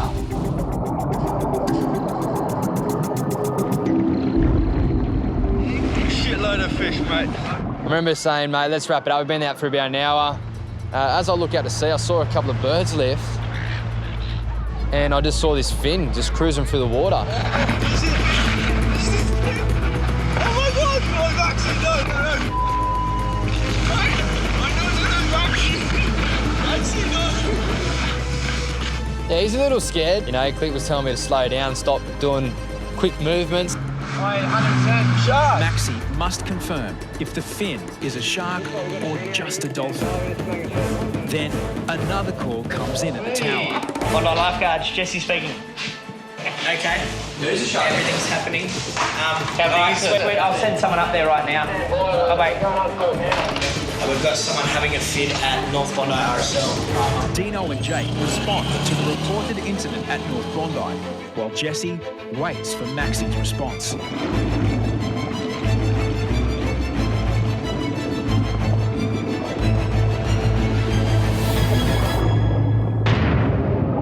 That's 100%. 100% a shark. Maxi said he definitely seen it, and look, there's nothing else we can do but hit the button. Here we go, shark alarm. Everything's happening. There was just a quiet day, and now there's a shark. Someone's having a fit up North Bondi. All hands on deck. Deano and Jake race to locate the injured woman.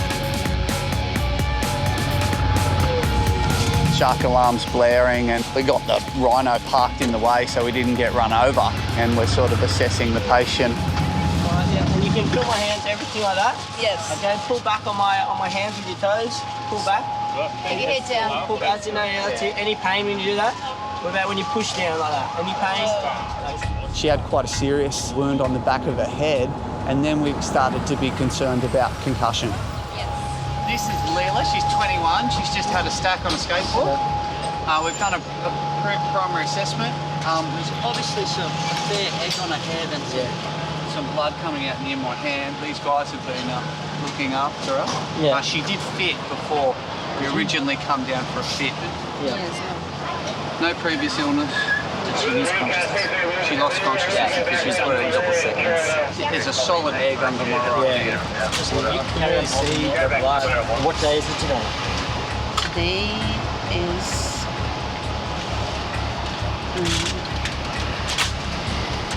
I'm not sure. There's a shark! Go in! Gonna have to close the beach, confirm shark sighting from the boys out there on the jet ski. The alarm went off and we had to just get the first wave in. Pretty scary. Look at that spear fisherman out there. He's shark bait. Yeah, Maxi, it's most probably in line with second ramp, about 200 out. There's a shark, buddy. Yeah, I would get in if I were you, buddy. As soon as the beach was clear, we went back out to where we last saw it and tried to see it, but there was no success.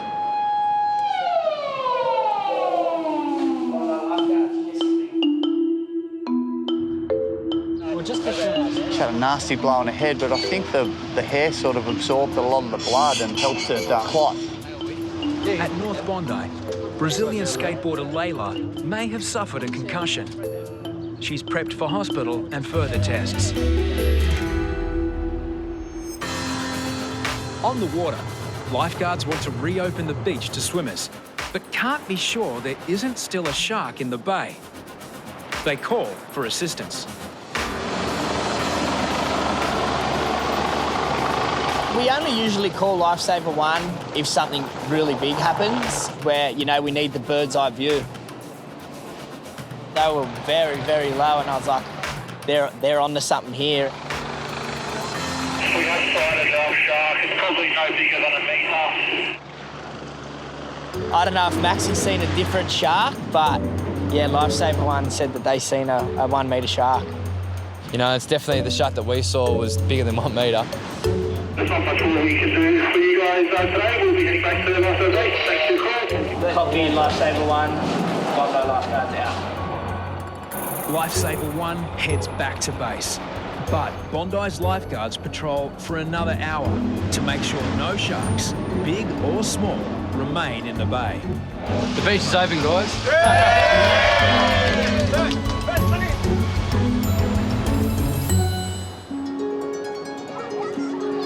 Diving into the ocean is a transformational, some might even say divine experience. But is it a place where one's misdeeds can be washed away?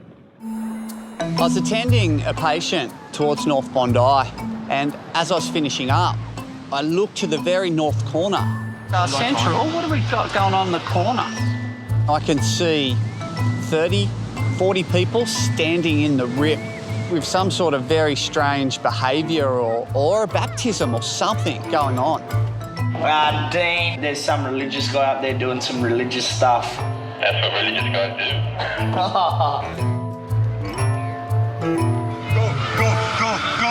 Lord have mercy. Something you have started, that can go inside. There was yelling, and I think there was holding hands, and yeah, everybody was quite involved in the group. Torben Sondergaard has travelled all the way from Denmark to spread the word of his church. It was people from different places who came and they repented because they believe in Jesus and they got baptized in water, as you saw. But then something extra happened. Then the Holy Spirit come over them, as we read in the Bible, and they start to speak in tongues. I was just baptized in there with Torben, and it was just the most amazing experience, because before that I felt a lot of struggle in me, because when you go down it's like bearing your sins, and when you're raised back up and now you're free, I experienced freedom and I really feel it. I think I was offered a healing of some sort, but then I realised Jesse's in the tower and I think he'd be the ideal man for a healing. Jesse, a member of Marubara's notorious Bra Boys, has had his share of life's turmoils. Plus, right now, he's also dealing with some physical injuries. One of the people down there have overheard Dean speaking about my fractured pelvis and fractured back. He can come to us and we'll pray for him. We'll pray for him and definitely get healed, because that's the promise of God. He said that believers will lay their hands on the sick and they shall recover. So that's the promise of God, and we see that every day. People getting healed, I'm sure that Jesse can also get healed. Hopefully I wake up in the morning and I'm fine. Unable to leave the tower, Jesse has to settle for a prayer from North Bondi. Hallelujah, hallelujah, hallelujah, hallelujah. If they had to cure my pelvis down there and my hip and my coccyx, they would have had to cure a few more things too. A few little demons in my head, I'll tell you that. This time on Bondi Rescue.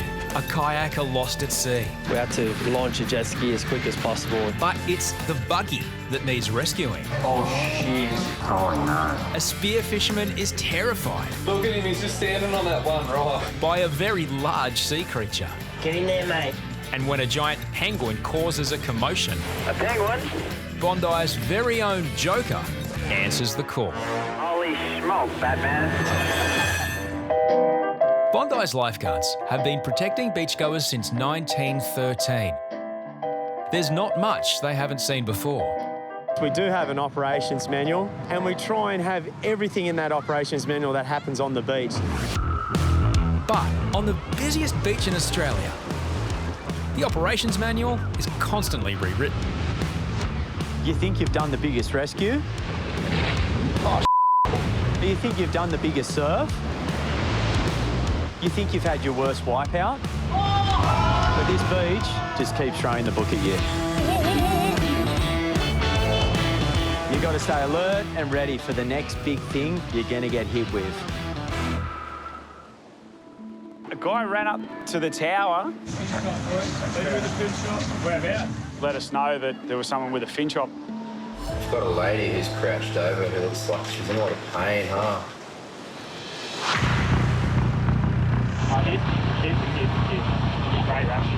I've seen many fin chops. It does happen. It's a deep nick. It's a real good split, you know. You're all right, you're all right. It's a big one, and we'll fix you up, all right? Usually there's a lot of small ones, but the big nasty ones are the ones you don't want to see. Glove up, mate. If a seasoned lifeguard is telling you to glove up, you don't muck around, you don't think about it twice, you do it. Oh, it looks like a fin chop on her thigh. She looks like she's scared. The femoral artery runs down the upper thigh. If severed, a person can bleed out in minutes. So, I need you to show me, okay? I need you to show me it. I need you to let go. The wound can't be treated without a visual assessment. I need you to let go. I need you to let go for me. When she finally took her hands off it, it was the craziest laceration I've ever seen. Yeah, Corey's pretty bad. It was really, really bad cut. Really deep. Yeah, Chapo, can you please get an ambulance, mate? Any description that we can give them? Yeah, mate, left leg, and get them down here. Blood flow wasn't too bad. It's really weird with big cuts like that. You'd think there'd be a lot of blood happening, and thankfully it wasn't. Ready? Yeah, all right. A number 15 bandage is applied. It's the biggest dressing in the lifeguard's first aid kit. Our job kind of becomes to make them as comfortable as possible before they can get it fixed. Emmanuelle is from France. All right, we need to get you into here, okay? It's her first time to Bondi and her first time attempting to surf. They'd rented a couple of boards. You know, even though they're soft boards, the fins are pretty hard. Let me know if you feel like doing it, okay? Emmanuel's brother was watching from the beach when the accident happened. So when the wave arrived, the surf on the right, and when he fall, he cut the skin. Want to lie down? You're okay. You're okay. All right. Paramedics must assess the wound You've been surfing today, yeah? and ensure no major arteries are at risk. Sorry, my love, I just need to get this bandage out of the road. We got another look at it and it was just like, it's actually a lot worse than I thought. Oh, welcome to Bondi, hey? Okay, I'm just going to have a little look. Oh, okay, so we've got a skin tear. I could see why she was holding on so tightly. It's probably one of the worst ones I've seen. We're not going to do anything with it. We're just changing the dressing. We'll wrap it back up and we'll take you up to the hospital. Emmanuel requires microsurgery in hospital. Thank you. Her first trip to Bondi will leave a lasting impression. I think she might even have a scar to remind her for the rest of her life. Take it easy. Au revoir. Bye-bye, lifeguards. Au revoir, au revoir.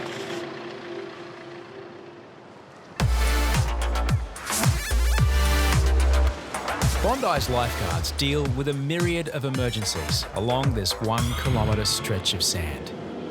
But it's the water where things are the most unpredictable. Expect the unexpected, just because that is exactly what this job's all about. That's the nature of the beast.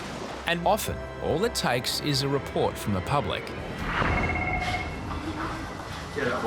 Bondi Lifeguards, good afternoon.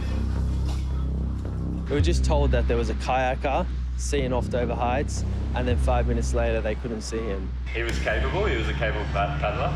The Lifesaver 1 rescue chopper is deployed. We had to launch a jet ski as quick as possible and just get out there.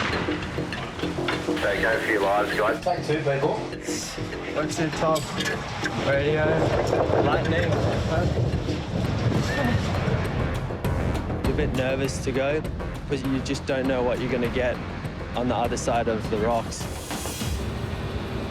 New recruit Boo is an experienced jet ski operator, but this is his first emergency jet ski launch at Bondi. Trying to get the back?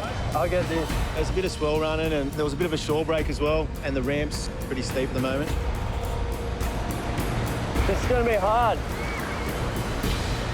He reversed it like normal, but he was going a bit to the side. I go straight. And then I went a little bit more, he's like, whoa, whoa, whoa, whoa, whoa. You're going to have to go forward. This summer, Bondi has had a notoriously bad shore break. Jet ski launches must be completed quickly. That one bit of hesitation. What are they doing? Then it's game over. Yeah, go forward, go forward. And that's exactly what happened. Oh, shit. Oh, no. Oh, wait. Another wrong move, and a half-ton of jet ski Yeah, push. could easily break bones. Turn it this way. But lifeguards must respond to the emergency offshore. All good? Rolling the jet ski onto dry sand would be catastrophic for man and machine. Oh, no. Are you on? Yeah, Nick's got to get that buggy out of there.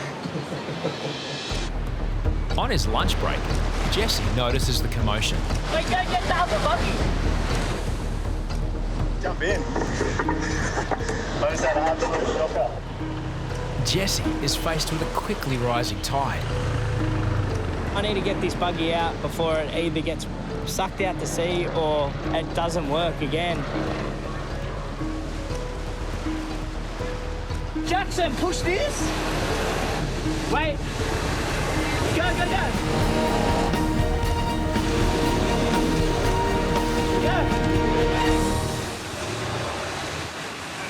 Where's the shovel? 2 kilometres offshore, Glick and Joel search for the kayaker reported to be in distress. Hey, jet ski to Bondi. Have you got any update? We can see Lifesaver 1. Yeah, they said they were just going to be hovering over above and stay clear except winching someone down. Yeah, copy. I had the shovel trying to dig the front tyres out, but that wasn't doing anything. Normally, lifeguards help the public, Everyone, help! but occasionally, the roles are reversed. 1, 2, 3, go.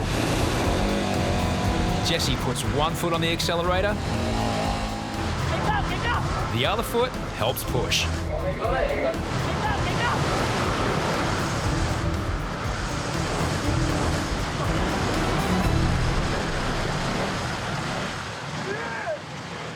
Fred Flintstone uses his foot too, so that seems to work for him and it seemed to work for me. They did it. We did it. We did it. Come on a bit of an angle, thought everything was all right. Done it a million times before. Bogged it. Had absolute shocker. After 20 minutes of searching, there's no sign of the missing kayaker. I just got off the phone to Surf Lifesaving. They said helicopter can't find anything, police rescue out there can't find anything. It doesn't sound like anyone's in distress. Copy. They obviously saw the guy go into the harbour. If they were a bit worried about him, we would have still been out there for sure. Cleaning the swamped jet ski isn't the only price Boo has to pay for his efforts. Cop the ripping by the boys that arvo, as I should. Get it! On weekends, Bondi's lifeguards get much-needed support from volunteer lifesavers. He was swimming, and the wave hit him, and then he landed, basically hit the floor. The volunteer lifesavers. These guys do an amazing job. I'm really proud of them. 1, 2, 3, lift.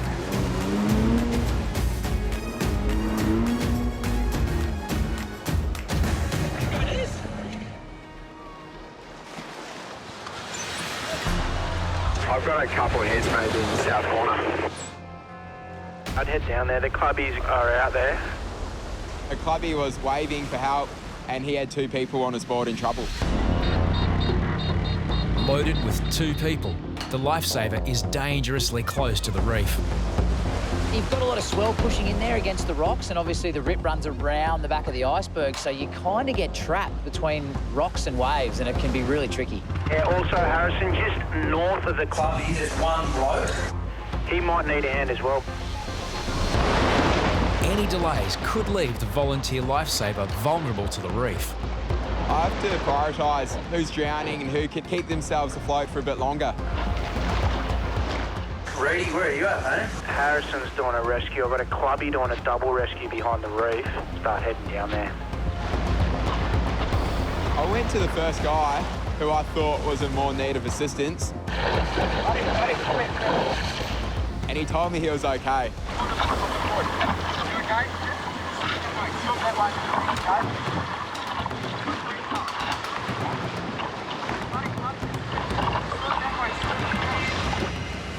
The volunteer lifesaver is being pulled towards the reef. The clubby cannot even nearly get these 3 blokes in. But the man who claims to be okay is showing signs that he's far from it. Huts can't get this bloke in. With one of the buggies out of action, Reidy has 200 metres to cover on foot. Do I have a second board down here? I can see one right down south. I think, yeah, there's still a south board down there. Copy. That way. Harrison is torn between patients. The clubby had 2 patients. This other guy had no one with him. That's where I became unstuck. You okay? He was in urgent need of help.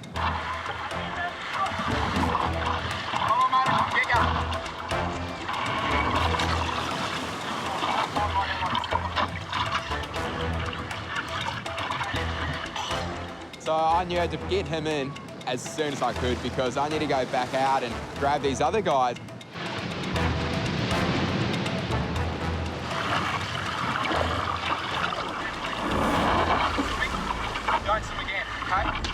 Managing 2 patients in tricky conditions has been gruelling work for the volunteer lifesaver. He would have been on that reef getting pounded by waves for at least 10 minutes now. See good? Come here. Go take this board. Good one, mate, doing well. The lifesaver is exhausted, but Harrison can only take 1 patient at a time. And that's when I look back and I noticed Reidy's hurting out.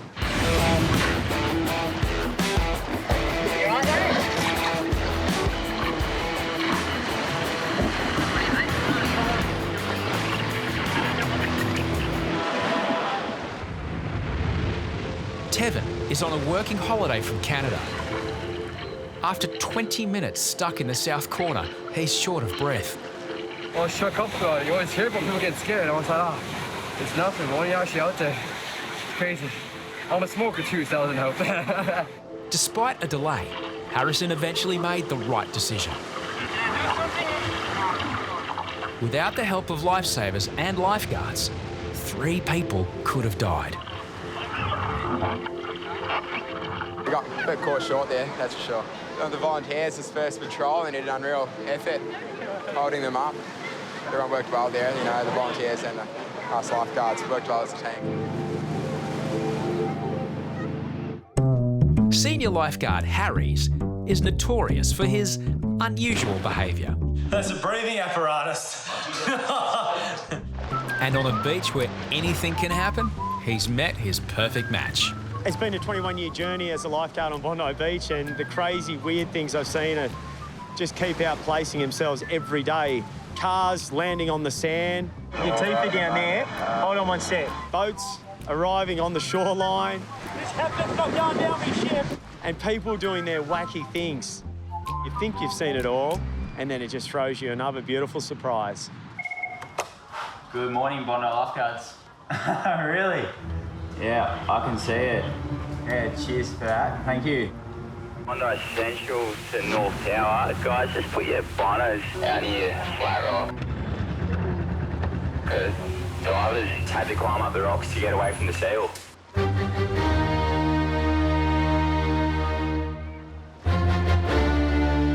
Oh, no way. This man has been spearfishing behind the point at North Bondi. He just wants to go home, the poor bloke. His catch has been pilfered by a cheeky seal. I was a little bit worried at the start, but when I was looking through the binoculars, you could see he was safe because he got up onto the rock. Look at him, he's just standing on that one rock. He's looking at his floaty. His floaty's just off to the right. The catch of fish is attached to a line on the man's spear gun, which has also been procured by the seal. It's a full-on scene out there. The seal's like, nah, mate. Fortunately, the volunteer lifesaver jet ski happens to be nearby. Bondi Lifeguards to the support ski. There's a diver on the rocks who's just had a run with a seal. Oh, like the clubbies en route. I think the divers told him to go out and get his stuff. He's probably got fish on it. That's why he wants it back. He's got the spear gun. Oh. But he's not going to be able to get that close to the rock. The jet ski keeps its distance from the rocks, but that poses a problem for the spear fisherman. Look, he doesn't want to get off the rock. Get in the water. Get in the water. He's that scared. He won't even move the 3 metres to the jet. The seal will chase him up the rocks. I'd be scared too. Go, mate. Get in there. Do it. Marooned on a rock, there's only one way back to safety. Everyone's running out to the boat ramp to have a look. Get in there, mate. Oh, yeah.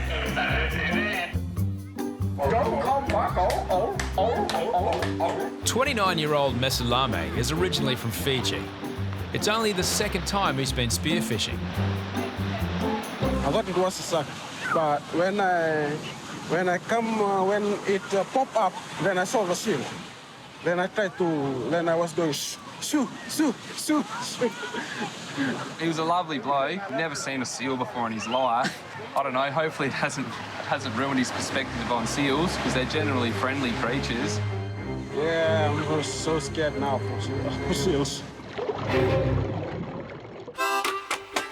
It may be located just a handful of kilometres from Australia's busiest city, but Bondi is home to an array of wildlife.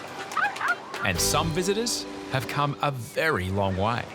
I was in the tower and someone knocked on the door and goes, We have a penguin down the bottom there. It's just a bit worried it might attack someone. We do get penguins around here a fair bit. They're only small. Where is it? Down there. Down on the down at the beach there. All right. But this guy was like, mate, the penguin's like this big. Oh, so the big one. I'm like thinking, an emperor penguin? Like, aren't they just in Antarctica, them things? Central to Harries, mate. There should, if you want to just look to your right, down south, is there a penguin on the beach down there? A bigger one, bud? A penguin? About waist height, flapping its wings.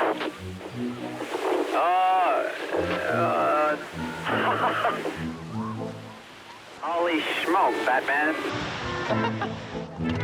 Who better to stop a troublemaking penguin than Bondi's very own Joker? I'm just looking for Robin and Batman. It's always been a dream of mine to see one of these emperor penguins from the North Pole. I'm pretty sure it's a penguin. Sometimes we do go along with the tourists and we start believing to a degree. No way. Is it a penguin? No, it's just a bird. He's just, if he's that full of fish, he's just resting on the shore. Bondi's penguin turns out not to be a penguin at all. So then, what is it? I thought it was a condor at first, I'll be honest. I never seen this duck in my life, actually. The mystery bird is actually a great cormorant, but what it's doing is unclear. Rebel without a cause? He's just chilling. I don't really know about ducks, but I think he's opening his wings. That's what they do when they feel cold. Truth is, the bird is drying its feathers after feeding in the surf.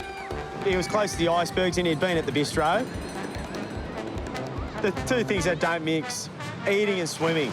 Hey!